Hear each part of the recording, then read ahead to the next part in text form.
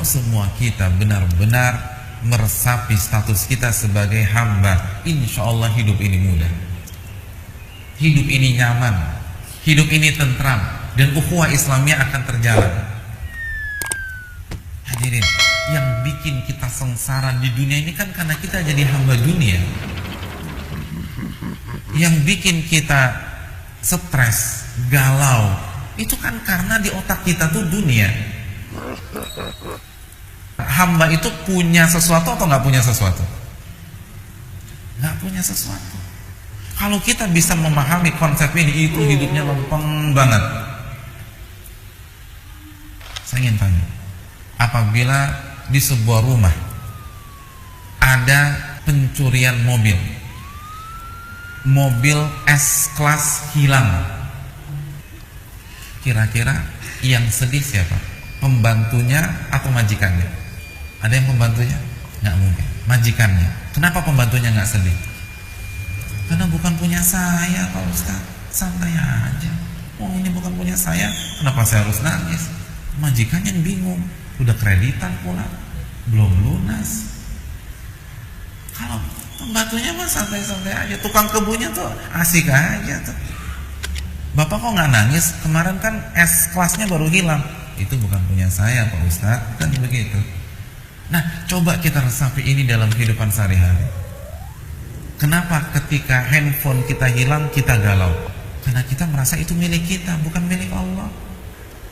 Kenapa ketika motor hilang kita bingungnya setengah mati? Karena kita merasa memiliki, lupa konsep hamba. Coba kalau kita yakin saya ini hamba, ini punya Allah, kontraknya udah habis, Allah ambil lagi, Allah serahkan sama yang lain, ya udah tenang aja. Itu aja kok repot kan, begitu hadirin. Jadi simpel aja. Hadirin, saya ingin bertanya kepada hadirin sekalian, ketika kita dicaci maki orang, kita marah apa enggak? Kita ditunjuk-tunjuk orang, dibodoh-bodohin orang depan mata kita marah apa enggak? Marah. Kenapa kita marah? Karena kita merasa dilecehkan, merasa dihina, harga diri kita dijatuhkan. Betul apa tidak? Saya ingin tanya, pertanyaan kedua simpel aja. Itu harga diri dilecehkan, dihina di dunia apa di akhirat?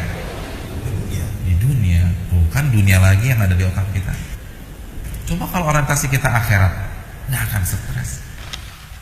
Uang kita 50 juta dibawa kabur orang, galau tidak hati kita? Galau. Kenapa demikian? Ustaz, simpel Ustaz, uang saya hilang. Saya mau tanya sama Bapak, hilangnya di dunia apa di akhirat? Di dunia. Dunia lagi kan di otak kita. Kita difitnah dan digibahi orang, marah? Marah. Kenapa marah? Karena nama baik saya rusak Ustaz. Rusaknya di mana Pak? Di dunia apa di akhirat? Di dunia. Bukan dunia lagi. Itu yang bikin kita stres, itu dunia. Coba kalau orientasi kita jadi hamba Allah, lalu mindset kita akhirat, akankah kita stres? Hadirin yang dirahmati Allah, adakah konsep uang hilang kalau kita pakai kacamata akhirat? Nggak ada. Tidak ada konsep uang hilang. Karena apabila uang kita dibawa kabur orang, dia akan bayar. Kalau tidak di dunia, di akhirat. Dan itu pasti. Dan dia akan bayar dengan pahala. Maka kita tidak akan stres. Karena yang membuat kita stres adalah ketika kita merasa uang kita nggak balik. Ketika kita yakin uang itu akan dikembalikan, bahkan dengan bonus, dengan hal yang lebih baik, yaitu pahala, kita akan santai. Kalau kita mindset kita akhirat, kita difitnah dan digibahi orang, kenapa Anda harus marah? Bukankah orang yang memfitnah dan menggibahi Anda itu akan mentransfer pahalanya pada hari kiamat? Kok dikasih pahala marah? Atau kalau dapat transferan duit senang apa enggak? Setiap hari ada orang yang transfer antum 10 juta, senang? Senang. Nah sekarang kenapa ketika ada orang setiap hari kasih transfer pahala kita marah? Kenapa harus stres? Anda stres karena di otak Anda tuh dunia. Anda takut nih, yang Anda dapatkan semua di dunia tuh hilang. Itu yang Anda takutkan. Jadi aneh ya manusia ya. Yang mengecewakan mereka selama itu dunia, tapi masih aja setia sama dunia. Yang membuat mereka sakit hati selama ini dunia, tapi masih aja mau jadi budak dunia. Yang membuat mereka galau selama ini itu dunia, tapi masih aja mau jadi hamba dunia. Manusia, oh manusia, luar biasa. sedangkan Allah yang memberikan mereka semuanya, yang Ar-Rahman dan Ar-Rahim, nggak mau jadi hambanya. Kalau kita ingin bahagia, ini konsepnya. Jadilah hamba Allah. Ini gelarnya. Makanya ketika Nabi menjelaskan tentang hamba Allah, Nabi katakan tuba lahu, tuba lahu. Beruntung dia dan beruntung dia.